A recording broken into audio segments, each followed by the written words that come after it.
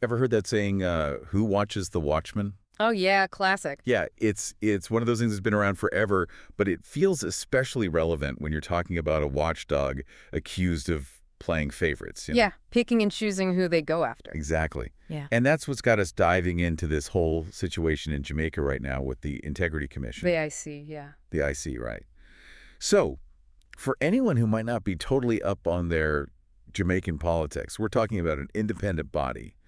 They're the ones tasked with holding government officials accountable. They're the ones investigating any claims of misconduct, and they've got the power to recommend if someone should face criminal charges. Serious stuff. No kidding. And from what I understand, things got really interesting at a recent meeting, the Integrity Commission Oversight Committee. Oh, yeah, that's where these accusations of bias came out, aimed right at the commission. And the IC chairman, Justice Seymour Panton, he didn't just let it slide, did he? Not even a little bit. This wasn't some quiet disagreement. He pushed back hard. Defending their work, the IC's integrity, the whole thing.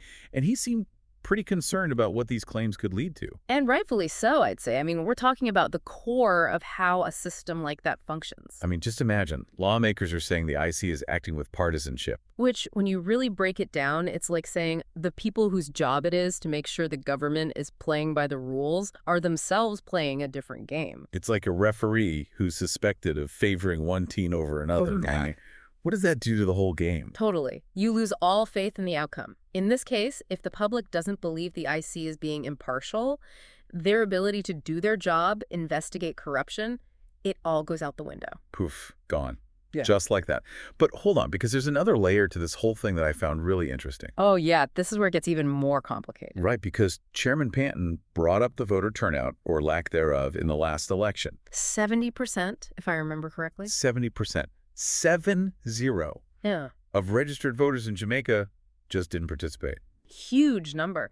And it feels like Panton's pointing to a disconnect, right? Like, if the IC was really as biased as they're saying, wouldn't we see that reflected in who people vote for? Right, like where's the evidence? If they're pulling strings behind the scenes, it's not translating to votes. And it makes you wonder, what's going on with the public's trust in the system overall? If people are already disillusioned, maybe they don't care about these accusations. Maybe it's just more of the same to them. But then Panton takes it up another notch.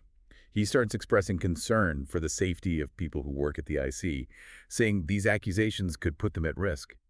He even pleads with these lawmakers to think about the weight of their words, the potential consequences. That's a heavy accusation, saying that these claims could actually put people's lives in danger. It's a reminder that words carry a lot of weight, especially from those in positions of power. It really highlights this tension, right, between being able to openly criticize institutions, which is obviously important in a democracy, but then also doing it responsibly. Yeah, where's the line? Because Panton's clearly saying these lawmakers have crossed it. And honestly, you can see how this kind of rhetoric, if it goes unchecked, it doesn't just erode trust in the IC, it impacts the entire idea of an impartial justice system. Right. Like, why bother if it's all rigged anyway? Yeah. And to drive that point home even further, Justice Panton comes right out and says it. The IC takes orders from no one. Except the court. Except the court. Not even Parliament. And they're the ones the IC reports directly to. Talk about drawing a line in the sand. He's basically putting a stake in the ground and saying, we're independent, we answer to the law, and we're doing our jobs without fear or favor. Which, I mean, you have to respect that kind of conviction, right? But then it makes you wonder even more, how is this going to play out? How are they going to work with the very people accusing them? It's a recipe for some serious tension, you have to admit. Especially because, get this, one of these lawmakers went so far as to circulate pictures, photos, of people who work at the IC publicly. And this lawmaker is claiming there's a plot, a whole scheme to undermine the government. Of course, Justice Panton calls it out. Reprehensible, he says. Wow. Yeah, I can see why he'd use that word. I mean, you're talking about putting a target on these people's backs. It's intimidation, plain and simple. It's one thing to disagree, to have concerns, but this feels like it crosses a line. And it's so bizarre, because Prime Minister Holness, he's actually praised the IC before, talked about their impartiality, how well they do their job. It's almost like we're hearing two different stories about the same group of people, which makes me wonder, are we even really talking about the IC here? Are there larger political battles happening behind the scenes that are bleeding into this? It's totally possible. And as if things couldn't get weirder, You know what Justice Panton says at the end of this whole meeting? He's thinking about talking to a psychiatrist. A psychiatrist. Yeah, about how he should talk to lawmakers. Like, he needs some professional help just to communicate. It's got to make Yeah. you wonder, what's really going on in Jamaican politics right now? Seriously. Because that's a wild thing to say, even if he didn't really mean it.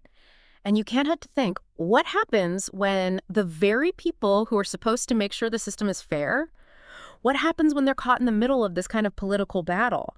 Can public trust ever really be restored at that point? Big questions. And not just for Jamaica, if you ask me. Hmm. It makes you think about how fragile these systems of accountability can be Yeah. anywhere in the world.